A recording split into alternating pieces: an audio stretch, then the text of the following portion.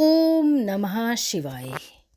अखंड और अमर सुहाग की कहानी। यह कहानी 12 महीने सुनी जाने वाली अखंड सौभाग्य की कहानी है। जब आप अपने घर के मंदिर के पास बैठकर रोज की पूजा करते हैं, तब आरती करने से पहले आपको इस कथा को रोज ही श्रवण करना है। कथा को सुनने से पहले ये ध्यान रहे कि अपने सीधे हाथ में आपको कुछ ना कुछ अवश्य ही लेना है, जैसे 5 गेहूं के दाने, 5 चावल के दाने या कोई भी मिठाई, या अगर घर में नहीं है कुछ भी तो आप चीनी के दाने भी ले सकते हैं।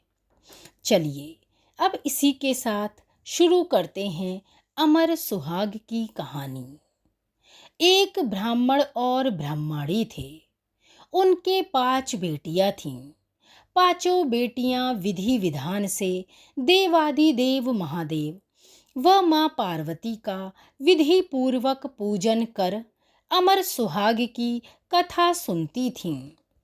पूजा के समय चारों बेटियां दीपक जलातीं, तो उन चारों बेटियों का दीपक पूजा पूर्ण होने तक ही निरंतर जलता रहता, परंतु 5वीं बेटी का दीपक अमर सुहाग की कहानी सुनने से पहले ही बड़ा हो जाता, यानी कि शांत हो जाता।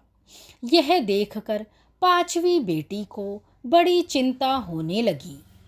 वह मन ही मन सोचती, सभी बहनों का दीपक तो जलता रहता है, आखिर मेरा दीपक ही क्यों बड़ा हो जाता है। एक दिन 5वीं बेटी ने घर जाकर अपनी माँ को यह सारी बातें बताईं। तब माँ ने अपनी बेटी को सांत्वना देते हुए कहा, कोई बात नहीं, तुम कल से दीपक में अधिक घी डालना। अब माँ की बात सुनकर बेटी ने भी सोचा और अगले दिन से उसने दीपक में अधिक घी डालना प्रारंभ कर दिया। कुछ समय पश्चात ब्राह्मण ने 5 बेटियों का विवाह कर दिया। चारों बेटियों के घर में अन्न धन के भंडारे भरे थे, परंतु 5वीं बेटी की आर्थिक स्थिति कमजोर थी। ये वही बेटी है जिसका दीपक बार बार बड़ा हो जाता था। उसका पति जंगल से लकड़ी काटकर लाकर बेचता और उनसे घर चलाता था।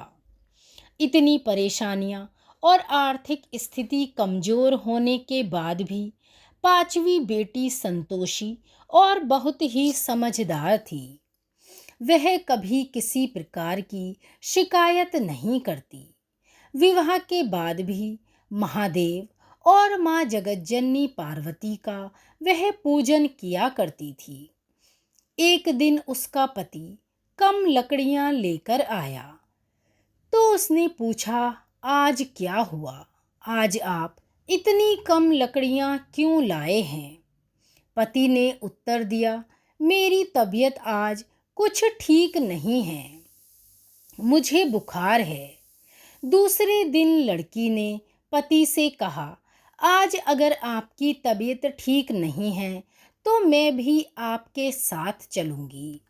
और उसने अपने सास ससुर से पति के साथ जाने की आज्ञा मांगी और वह अपने पति के साथ चल पड़ी।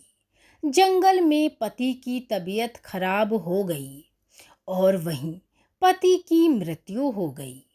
जंगल में वह बिल्कुल अकेली थी और कोई उसकी मदद के लिए आसपास नहीं था। वह पति का सिर गोद में रखकर विलाप करने लगी और महादेव और माता पार्वती को बुलाने लगी। कहने लगी, हे माँ, मैंने सदैव ही आपका ध्यान और पूजन किया है। आपके सिवा मेरा कोई नहीं है। मैं घर जाकर अपने बूढ़े सास ससुर को क्या कहूँगी?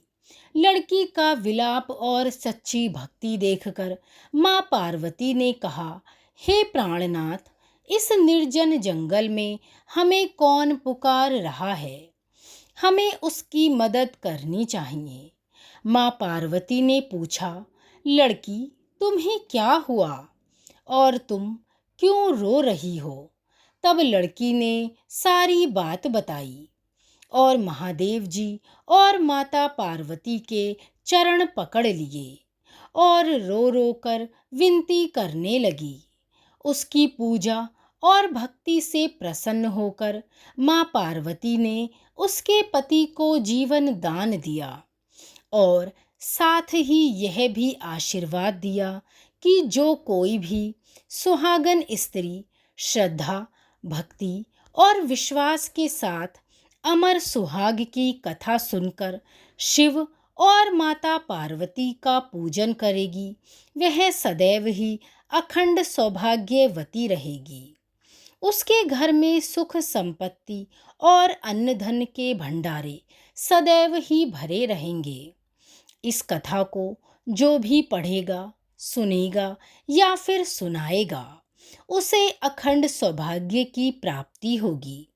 हे माँ जगत जननी, इस कथा को पढ़ने, सुनने और सुनाने वाले का सुहाग अखंड रखना। बोलिए शिव शक्ति की जय। माँ पार्वती और महादेव की जय। अमर सुहाग की कथा की जय। धन्यवाद।